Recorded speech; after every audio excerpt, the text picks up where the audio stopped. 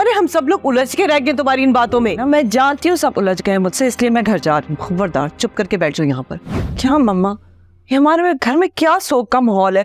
हर कोई अपने अपने कमरे में बंद है, ना बंदा ना बंदे की जात। मैं तो बोर ही हो गई हूँ। पागल हो गई हो? हाँ, ये शोक की क्या बात कर रही हो? किस बात का शोक? तो सही बात नहीं कह रही। मैं अपने घर में भी अकेली ही बैठी रहती हूँ।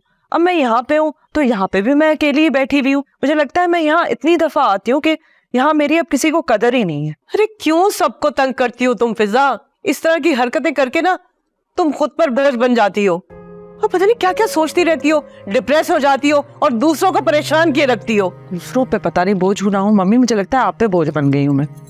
फिर से झगड़ा शुरू कर दिया माँ बेटियों ने। अरे झगड़ा, और ये करेगी वो भी मुझसे?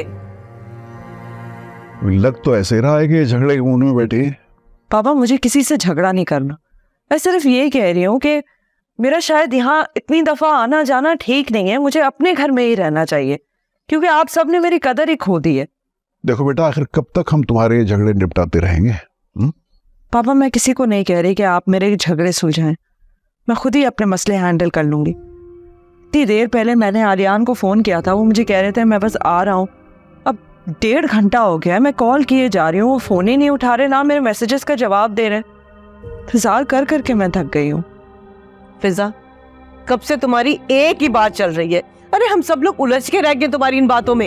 ये आपने सच्ची बात कही ना। मैं जानती हूँ सब उलझ गए मुझसे, इसलिए मैं घर जा रही हूँ। खबरदार चुप करके बैठ जाओ यहाँ पर।